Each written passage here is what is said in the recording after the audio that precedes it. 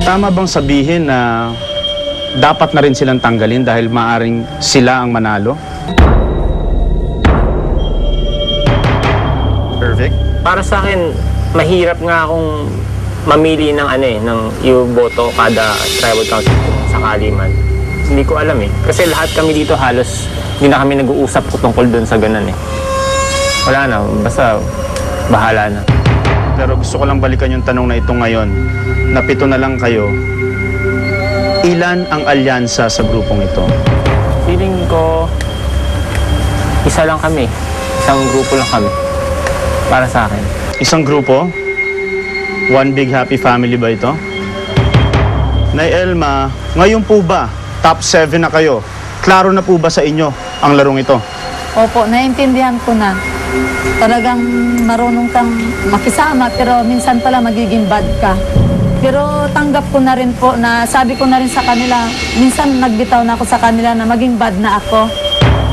Pero wala akong magawa pag iboto na nila ako. Yun na yung katapusan ko, Char. Tanggap ko na rin. Pero gagawin ko yung maging bad. Okay, let's talk about the immunity bracelets. Alam naman nating lahat na si Aubrey lang ang meron ngayon. Pero may isa pang nakabaon sa camp ninyo. Meron na bang nakahanap ng immunity bracelet na ito, Nay Elma? Kwento mo, si Nanay Elma. Wala ako, Char.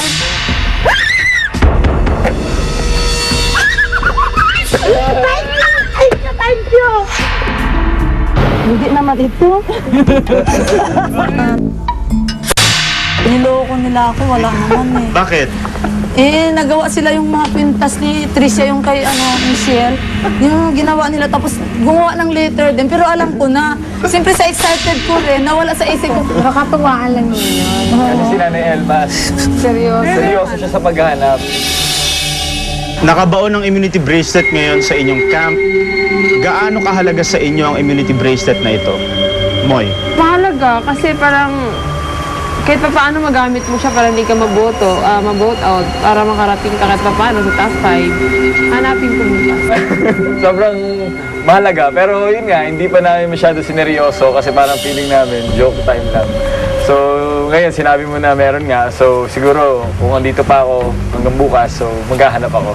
Solen, It's important for everyone, but I think that day we were all very tired, and then it's just been raining the whole day today, so we didn't really have time to look. Plus, it's such an open field. Aubrey, anong pakiramdam na ikaw lang ang may immunity bracelet ngayon sa grupong ito? Sa akin kung pwede nga lang, syempre mas maganda meron ka. Pero kung wala, okay lang din kasi basta nandun yung loyalty, feeling ko hindi mo kailangan eh. Hindi ko siya pinagyayabang, hindi ko pinag-feel sa kanila, hindi sa akin kung kahit may bracelet ka, pwede ka matanggal, kahit wala ka, pwede ka matanggal. It's how you play it, it's how kung gamitin mo ba ngayon o hindi. Ang immunity bracelet na hawak mo, Aubrey, at yung nakabaon sa camp ninyo, ay hanggang sa susunod na tribal council na lang pwedeng gamitin. Ibig sabihin yan, kailangan ninyong mahanap kaagad ang immunity bracelet na yon. Malinaw? Gusto kong tansyahin yung trust level nyo sa isa't isa. Gusto ko lang marinig kung sino ang pinagkakatiwalaan ninyo sa grupo. I-rate ninyo yung trust level ninyo from 1 to 5, 5 being the highest. Magsimula tayo kay Moy. Moy, gaano kalaki ang tiwala mo kay Aaron? 5. 5. Kay Solen? 4. 4. Kay Aubrey? 4. 4. Kay Aki? 5. Kay Ervic? Ganun din. 5? Feeling ko kasi lahat naman kami okay eh. Pero, deep 1 to inside. 5 lang, Moy. Sorry. 5. 5. Kay Nanay Elma? 4. 4. Aaron, gusto ko marinig, gaano kalaki ang tiwala mo kay Moy? 5. 5. Kay Solen? 4. 4. Kay Nanay Elma? 4. Kay Ervic? 5. 5. Kay Akihiro? 4. 4. Kay Aubrey? 4. 4. Solen? 2.5 everyone and 4 Mama El. So you don't fully trust anyone. Aubrey, gaano kalaki ang tiwala mo kay Moy? 4. 4. Kay Aaron? 4. Kay Solen? 4. 4. Kay Nanay Elma? 5. 5. Kay Ervic? 5. 5 din. Kay Aki? 5. 5. Nanay Elma, gaano kalaki ang tiwala mo kay Moy? 4. Kay Aaron? Kay Solen? 5. 5. Kay Aubrey? 5. Kay Aki? 5. Kay Ervic? 5.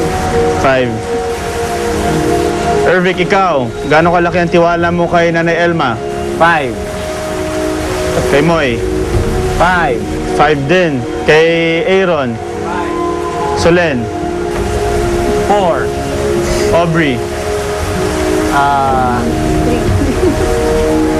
5. Aki? 5. So lahat 5 except si Solen?